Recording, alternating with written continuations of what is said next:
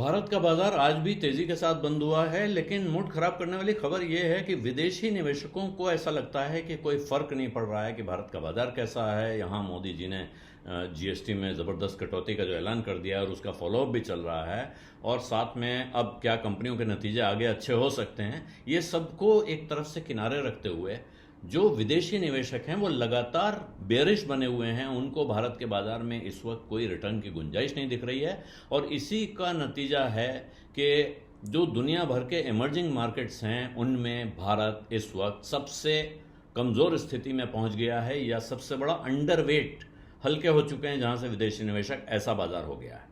ये नोमुरा ने एक गणित जोड़ी है पूरे दुनिया भर के इमर्जिंग मार्केट इन्वेस्टर्स की, और उनका कहना है कि इस वक्त सेल इंडिया और बाय चाइना एंड कोरिया, ये नया नारा बाजार में चला हुआ है, और इसीलिए विदेशी निवेशकों ने लगभग बाजार से अब तक इस साल में जनवरी से अब तक 1,20,000 करोड़ रुपया निकाल लिया है इस कैलेंडर ईयर में। और उसके कारण अनेक हैं। जियोपॉलिटिकल टेंशन पहले थे, फिर कमज़ोर अर्निंग सीजन आया है, और अब जो टैरिफ वॉर है, अमेरिका की तरफ से लगातार धमकी, ट्रंप की तरफ से 50% तक टैरिफ का ऐलान हुआ। उसके बाद ऐसा लगा शायद बाकी सबके साथ मान मनोवल चल रही है, यहाँ भी चल जाएगी, लेकिन वहाँ से लगातार संकेत आ रहे हैं कि वो इस पे डिगने वाले नहीं है। हालांकि ये संकेत इस तरह के तब तक आते रहते हैं जब तक फाइनल फैसला नहीं हो जाता है, लेकिन फिर भी इस वक्त दुनिया भर के जो बड़े विदेशी निवेशक हैं, foreign institutional investors, portfolio investors, उनके माइंडसेट में, उनके दिमाग में, उनके मूड में, उनके सेंटिमेंट में और उनके पोर्टफोलियो में भारत सबसे कमज़ोर इमर्जिंग मार्केट डेस्टिनेशन बना हुआ है। ये गणित जोड़ी है नोमुरा ने, और उन्होंने 45 ऐसे फंड्स का सर्वे किया है, गणित टेबुलेशन किया है, जो इमर्जिंग मार्केट्स में पैसा लगाते हैं, जो MSCI इमर्जिंग मार्केट इंडेक्स के को अपना बेंचमार्क मान के चलते हैं। तो ऐसे में दिख रहा है साफ साफ कि जुलाई के महीने में भारत का एलोकेशन काफ़ी गिरा है। इसके मुकाबले हांगकांग और चाइना और साथ में कोरिया, इनकी तरफ एलोकेशन बढ़ा है, यानी कि पैसा यहाँ से निकला है और वहाँ गया है। इमर्जिंग मार्केट फंड्स का जो रिलेटिव एलोकेशन है भारत को जुलाई के अंत में, जो मीन एस्टिमेट्स हैं कि उनका एक औसत निकाल के अनुमान बनाया गया है, नोमुरा का कहना है ये भारत का एलोकेशन गिरा है लगभग 1 परसेंटेज पॉइंट से, यानी अगर 15 था तो 14 हो गया है, 14 था तो 13 हो गया है, और ये 45 में से 41 फंड्स ने अपना एलोकेशन कट किया है इंडिया में।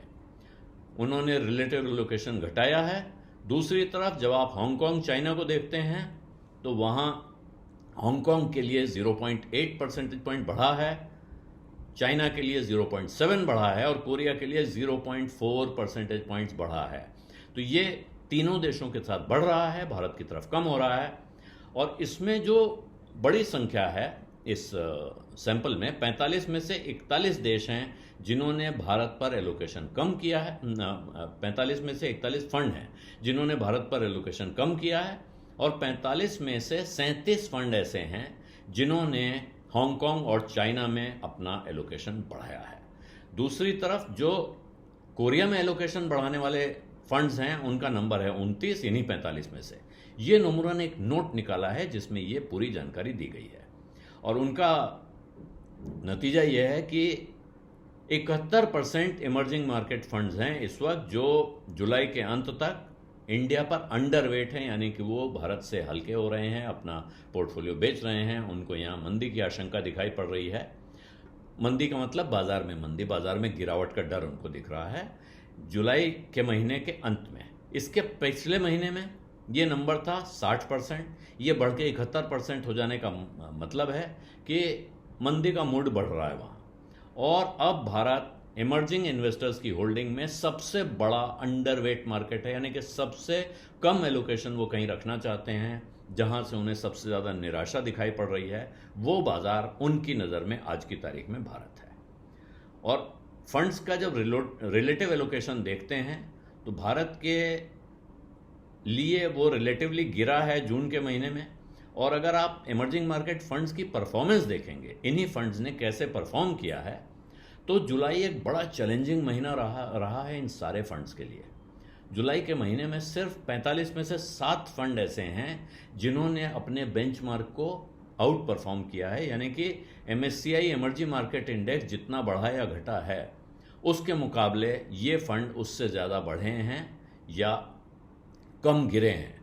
बाकी फंड जो हैं उनकी परफॉर्मेंस अपने बेंचमार्क के मुकाबले कमज़ोर रही है। हालांकि कहा यह जा रहा है, इसके सामने जो गणित नमूरा ने जोड़ी है उनका कहना है कि यह कोई बहुत चौंका देने वाली बात नहीं है, और ख़ास तौर पे अगर आप अगस्त के महीने में देखें कि इस महीने में आज की तारीख तक तो 35 फंड आउट परफॉर्म कर रहे हैं अपने इंडेक्स को।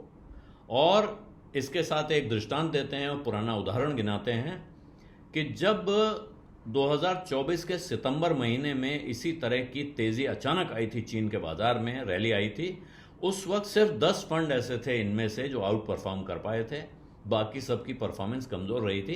कहने का मतलब ये है कि जब बाज़ार अचानक रुख बदलता है, तेज़ होता है, तो उस वक्त ये फंड्स उसकी चाल के साथ कदम ताल करने में शायद नाकाम रहते हैं और उस वक्त आपको ये अंडर परफॉर्म करते दिखते हैं। लेकिन ये बहुत लंबे दौर में इसको किसी सिग्नल की तरह या किसी तरह की उनके परफॉर्मेंस पर कमेंट्री के तौर पर नहीं लेना चाहिए। कुछ ही समय पहले बोफा सिक्योरिटीज़ ने भी कहा था कि बोफा माने बैंक ऑफ अमेरिका सिक्योरिटीज़, दुनिया की बड़ी ब्रोकरेज फर्म है, उसका कहना था कि भारत इमर्जिंग मार्केट्स की लिस्ट में सबसे नीचे लुढ़क चुका है अट्रैक्टिवनेस के लिहाज से, जबकि जापान और चीन इस चार्ट को लीड कर रहे हैं, इस लिस्ट में सबसे ऊपर पहुंच गए हैं। और कारण उनका कहना था कि जापान की इक्विटीज़ के लिए कॉरपोरेट रिफॉर्म्स, करेंसी और अर्निंग्स, ये जापान में संभावनाएं दिखा रहे हैं। इन मोर्चों पे जापान में प्रॉमिस दिखाई पड़ रहा है और इसीलिए वहाँ अच्छी प्रॉस्पेक्ट्स दिखाई पड़ रही हैं लोगों को रिटर्न के लिए। और साथ में इन्वेस्टर्स को ये उम्मीद भी है कि जापान में अगले साल मार्च के पहले एक बार रेट हाइक हो सकता है, यानी ब्याज दरों में बढ़ोतरी हो सकती है। दूसरी तरफ ताइवान और कोरिया दोनों देश ऐसे हैं जो AI साइकिल से उनको बेनिफिट मिल रहा है, जबकि कोरिया को और एडिशनल सहारा मिल रहा है। वहाँ एक और उम्मीद जगी हुई है कि सरकार बदलने के साथ वहाँ पॉलिसी रिफॉर्म्स आ सकते हैं, आर्थिक सुधारों की गुंजाइश दिखाई पड़ रही है। और दूसरी तरफ भारत के लिए एक बड़ी चिंता, भारत के सारे प्रोस्पेक्ट्स पर, भारत की सारी संभावनाओं पर एक बड़ा ग्रहण लगा हुआ है अमेरिकी राष्ट्रपति ट्रंप की तरफ से, जो 50% टैरिफ का ऐलान हुआ है। ये कहना है बैंक ऑफ अमेरिका सिक्योरिटीज़ का। साल भर में अगर आप देखें तो सेंसेक्स और निफ्टी दोनों करीब करीब 2% से कम ही बढ़ के आए हैं, और विदेशी निवेशकों ने जम के माल बेचा है उधर, और इधर भी आप देखें तो अगस्त के महीने में भी अब तक वो 21,000 करोड़ रुपए का माल बेच चुके हैं, जबकि जुलाई में उन्होंने 17,741 करोड़ रुपए का माल बेचा था। अभी जो रिजल्ट सीजन आया है उससे भी कोई खास उम्मीद जागती हुई नहीं दिख रही है। अब जो उम्मीदें हैं वो इस बात से हैं कि GST का फैसला जब लागू होता है तो उससे कितनी डिमांड बढ़ती है बाज़ार में, कितना कंजम्पशन बढ़ता है, और कंपनियों के बैलेंस शीट तक उसका असर कब आता है। बिज़ अड्डा में आज इतना ही है, इजाज़त दीजिए, धन्यवाद, नमस्कार।